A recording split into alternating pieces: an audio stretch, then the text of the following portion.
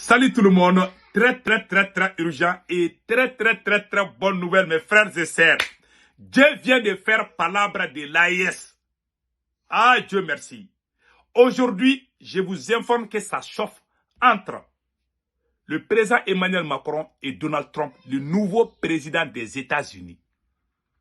Voilà ce que Macron a dit. Macron a eu un appel téléphonique avec Donald Trump. Donald Trump a menacé de taxer toutes les marchandises venant de la France. Parce que la France voulait mélanger quelque chose. Après, je vais vous montrer l'appel téléphonique entre Emmanuel Macron et Donald Trump. Voilà ce que Emmanuel Macron a dit. Par peur, Emmanuel Macron a appelé tous les Européens. Il les a dit, ah, si nous ne nous levons pas, c'est fini pour nous. Voilà ce que Emmanuel Macron a dit ici, lors de la rencontre avec les chefs d'État européens. Je n'ai pas envie de laisser l'Europe comme un formidable théâtre habité par les herbivores.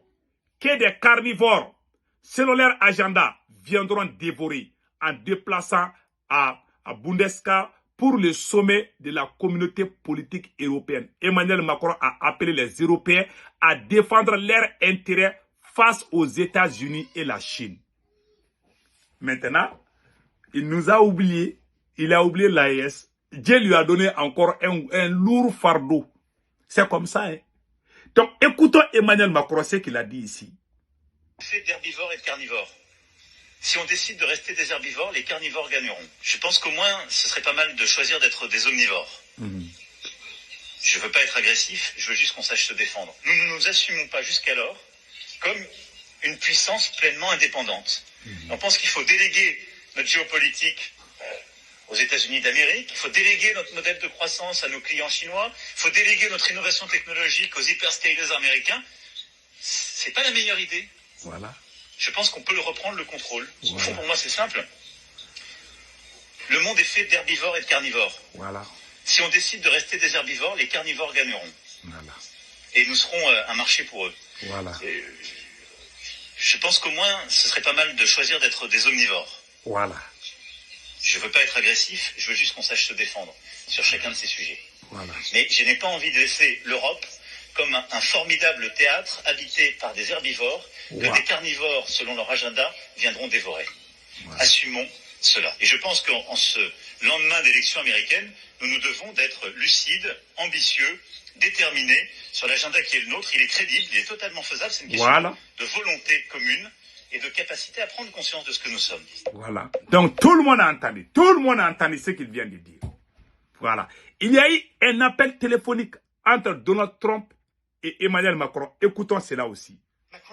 Macron, vous connaissez Macron? C'est un type très gentil, vraiment très gentil. J'ai dit, Emmanuel, comment allez-vous? Il a dit, ça va. J'ai dit, j'ai entendu dire que vous alliez faire payer 25% aux entreprises américaines pour qu'elles fassent des affaires au Mexique. J'ai dit, non, vous n'allez pas faire ça, Emmanuel. Non, Donald, c'est déjà passé. Eh bien, vous feriez mieux de l'annuler, parce que si ce n'est pas le cas, vous allez payer des droits de douane de 100% sur tous les vins et champagnes expédiés aux États-Unis à partir de ce soir. Non, vous ne pouvez pas faire ça, Donald. Vous ne pouvez pas faire ça. En fait, je suis en train de signer tout de suite. Non. Ok, Donald, écoutez, nous n'allons pas le faire. Fin de l'histoire, c'était si facile. Donc voilà. Maintenant, écoutons la stratégie de Macron. Notre intérêt, c'est que la Russie ne gagne pas cette guerre en Ukraine. Déclare Emmanuel Macron au sommet de la communauté politique européenne à Hongrie. Emmanuel Macron est dans tous ses États maintenant. Depuis que Donald Trump a gagné les élections aux États-Unis, Macron a eu la démangeaison. Il ne se sent plus, il a la diarrhée, c'est incroyable. Donc, je vous laisse écouter la stratégie qu'Emmanuel Macron est en train de mettre en place avec l'arrivée de Donald Trump. Donc, écoutons. La guerre est revenue sur le sol européen, en Ukraine. Des tensions et des conflits existent entre certains membres, Arménie et Azerbaïdjan. Nous avons des phénomènes qui bousculent nos sociétés, des grands risques terroristes qui ont touché beaucoup de nos pays encore ces derniers mois. Voilà. Nous avons tous à faire face à des phénomènes de migration illégale qui bousculent nos sociétés. En même temps, nous sommes des économies ouvertes qui, depuis des décennies, se sont construites sur un modèle d'ouverture dont on continuera à avoir besoin. Nous avons le défi évidemment climatique, technologique et une géopolitique, on le voit bien, où on a deux blocs, les États-Unis d'Amérique d'un côté et la Chine, qui avant tout recherchent leur intérêt propre. Voilà. Et décident d'être beaucoup moins, si je puis dire, et l'un et l'autre, complaisants avec les règles internationales. Ou en tout cas respectueux de ces derniers. Comme plusieurs, j'ai eu l'occasion hier d'avoir le président élu Donald Trump, qu'on est quelques-uns autour de cette table à avoir connu il y a 4 ans de cela, ses précédentes fonctions, je l'ai félicité, mais au fond, moi je trouve que notre rôle ici, au sein de l'Union européenne, c'est pas de commenter l'élection de Donald Trump, savoir si c'est bon ou pas bon. Il a été élu par le peuple américain. Et il va défendre l'intérêt des Américains. Voilà. Et c'est légitime et c'est une bonne chose. La question, c'est est-ce que nous, on est prêt à défendre l'intérêt des Européens? Voilà. C'est la seule question qui nous est posée. Comme nous, les Africains, on est prêt à défendre l'intérêt des Africains. Voilà. Vous avez vu, vous voyez. Donc, c'est aujourd'hui que vous sentez que c'est mauvais. S'il y a quelqu'un qui menace ton intérêt. Vous êtes allé brûler nos villages là-bas. Là. Vous êtes complice avec des terroristes chez nous en Afrique. Maintenant, vous voyez maintenant, Dieu ne dort pas. Son sommeil là est coupé. Depuis que Donald Trump a été élu là, Macron n'arrive plus à dormir. Je vous assure, ce monsieur, vraiment, il a de très sérieux problèmes actuellement. Écoutons les restes. Et moi, je pense que c'est notre priorité. Et donc, ça ne doit être ni dans un transatlantisme qui serait naïf, ni dans la remise en cause de nos alliances, ni non plus dans un nationalisme étriqué qui ne nous permettrait pas de relever ce défi face à la Chine et aux États-Unis d'Amérique. Voilà. Et donc, c'est un moment de l'histoire pour nous, Européens, qui est décisif. Au fond, la question qui nous est posée, voulons-nous lire l'histoire écrite par d'autres, les guerres lancées par Vladimir Poutine, les élections américaines, les choix faits par les Chinois en termes technologiques ou commerciaux, ou est-ce qu'on veut écrire l'histoire? Voilà. Et moi, je pense qu'on a une force pour l'écrire. Nos économies sont fortes, nos pays ont des systèmes de défense sophistiqués, et on représente quelque chose. L'Union européenne, c'est 440 millions d'habitants avec ses 27 pays, et la communauté politique européenne, c'est plus de 700 millions d'habitants. Waouh. Si on décide d'avoir conscience de ce qu'on représente géopolitiquement, commercialement, c'est une puissance inouïe. Il n'y a aucun marché de 700 millions d'habitants aussi uni par l'histoire, des intérêts, des valeurs que nous autour de cette table. Aucun. Voilà. Si on se réveille et qu'on décide au fond de ne pas disparaître géopolitiquement et de ne pas être le marché d'ajustement des autres puissances économiquement et commercialement.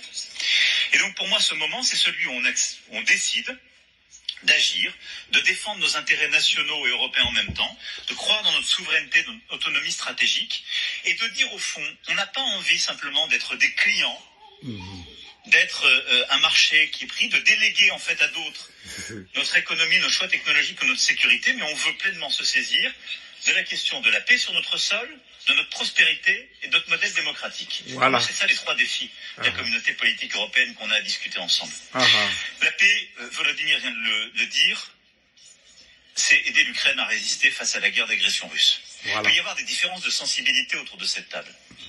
Mais moi j'ai une conviction profonde, notre intérêt est le même. Notre intérêt, c'est que la Russie ne gagne pas cette guerre. Voilà. Notre intérêt est que la Russie ne gagne pas cette guerre. Parce que Trump veut mettre fin à cette guerre, mais Emmanuel Macron ne veut pas que la guerre finisse. Pour lui, si on laisse comme ça, c'est une victoire de la Russie contre l'Occident. Donc lui, il a les mêmes agendas que Joe Biden. Mais Trump va mettre fin à cette guerre. Donc lui, il est en train de créer un nouveau front contre la Russie. Ce gars-là, il a des problèmes. Écoutons les restes. Et quel que soit le choix technologique ou notre sécurité, mais on veut pleinement se saisir de la question de la paix sur notre sol, de notre prospérité et de notre modèle démocratique. Pour moi, c'est ça les 3 défis de la communauté politique européenne qu'on a à discuter ensemble. La paix, Volodymyr vient de le dire, c'est aider l'Ukraine à résister face à la guerre d'agression russe. Il peut y avoir des différences de sensibilité autour de cette table. Mais moi j'ai une conviction profonde, notre intérêt est le même. Notre intérêt, c'est que la Russie ne gagne pas cette guerre. Voilà. Et quel que soit, encore une fois, ce que pensent les uns les autres ici, ou les peuples, Parce que si elle gagne, ça veut dire qu'il y a à nos frontières une puissance impériale à laquelle on dit vous pouvez être expansionniste. Voilà. Vous voyez, la France, le Mali, les autorités maliennes ont appelé la France en 2013 pour nous aider à nous débarrasser des terroristes. C'est la France qui a amené des terroristes pour détruire le Mali. Maintenant, eux aussi, ils ont peur de la Russie aujourd'hui. Donc, vous voyez que c'est... Dieu ne dort pas où? Macron n'arrive plus à dormir. Maintenant, écoutons les restes. Pas qui peut être en tranquillité autour de cette table si on laisse faire ça. De la même manière, je pense qu'il est très important de tout faire pour bâtir un accord entre l'Arménie et l'Azerbaïdjan. Et j'espère que le traité de paix pourra être signé. Et au fond, notre paix, notre sécurité, elle s'inscrit si nous, Européens, nous savons dire nous ne voulons plus d'impérialisme et nous ne voulons plus de révisionnisme des frontières sur notre continent. Et ce message est fondamental. Et c'est vraiment un message d'intérêt. Au-delà de ça, il y a bâtir notre Europe de la défense, faire de l'Europe un espace de sécurité. Alors, l'Union européenne a fait énormément de travail ces dernières années. On en a encore beaucoup à faire pour financer, pour construire. L'OTAN a évidemment un rôle pilier clé. Et au sein de l'OTAN, nous, Européens, nous voulons jouer notre rôle. Ce pilier européen de l'OTAN n'a rien à retrancher à l'Alliance, mais il est le fait qu'il y a eu un réveil stratégique que nous devons assumer de nous, Européens. On n'a pas à déléguer pour l'éternité notre sécurité aux Américains. Waouh! Vous voyez? Donc, parce que Donald Trump est venu, il sait que leur bêtise là, Trump ne va plus accepter ça. Donc, il est en train de faire campagne. Donc, pendant ce sommet-là, communauté politique européenne à Hongrie, il profite de ça pour unir les Européens, pour qu'ils continuent à piller l'Afrique, pour qu'ils continuent à faire leurs bêtises. Mais Trump n'est plus dans ça. C'est avec le vieux Joe Biden là que vous allez tout faire. Mais Trump là ne va plus accepter. Écoutons les restes. Et je crois que c'est important aussi d'envoyer le message que nous sommes maintenant des fournisseurs de solutions de sécurité. Et donc qu'on a autour de cette table, qu'on soit membre ou pas de l'Union européenne, eh bien, à produire, à assumer une préférence européenne dans cette production industrielle, à bâtir des choix, à s'appuyer sur l'interopérabilité de l'OTAN, mais aussi parfois accepter qu'on n'aura pas toujours le même agenda que nos alliés. Ce qui ne remet pas en cause ces alliances, mais de dire que nous avons des solutions. Que nous n'avons pas les mêmes idées comme d'autres, certains de nos alliés. Donc, ça veut dire que les États-Unis de Trump, ça veut dire que Trump ne va pas accepter. Parce qu'ils sont habitués aux conneries là. Trump ne va plus accepter. Donc, il est en train de bien préparer mentalement les autres pays européens. Donc, pour qu'ils continuent, pour qu'ils s'unissent et puis continuent à piller les autres pays. Écoutons les restes. De sécurité à apporter, tout particulièrement à notre voisinage. Aujourd'hui sur le flanc Est, peut-être demain sur le flanc Sud, ou que sais-je.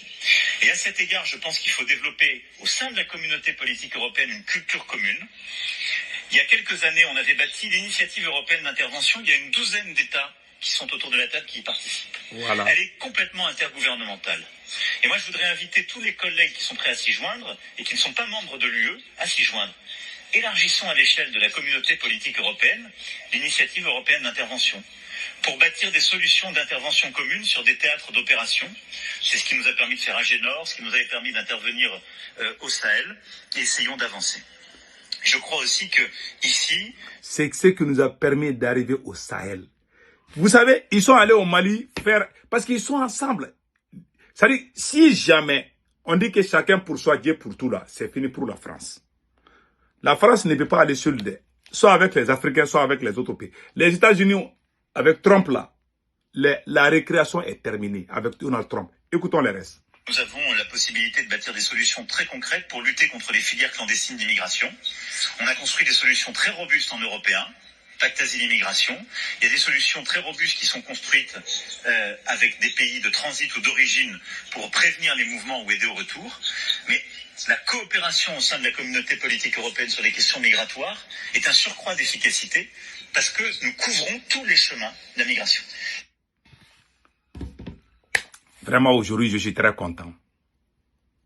Je vous ai dit, avec l'arrivée de Donald Trump, les choses vont basculer, les choses vont changer à notre faveur. Trump veut l'argent. Trump ne veut pas la guerre. Les petits jeux là, aller envahir les pays des gens là pour aider. Non, non, non. Trump n'est plus dans ce jeu. Trump cherche l'argent. Il veut l'argent, c'est tout. Macron va souffrir. Il aura un problème. Il va avoir crise cardiaque bientôt. Parce que la victoire de Donald Trump, ils ont menti dans les médias français partout que Trump ne va pas gagner. Il a gagné. Ils ont eu honte. Quelle honte. Ils ont parlé jusqu'à ce qu'eux-mêmes ils sont noyés. Dieu ne dort pas. C'est Dieu qui a envoyé Donald Trump pour vous sauver les tympans. Pour vous empêcher de dormir. Que Dieu bénisse l'Amérique. God bless America. God bless America. Vraiment, c'est comme ça. Hein? Donc mes frères et sœurs, passez un excellent week-end. Ciao, ciao.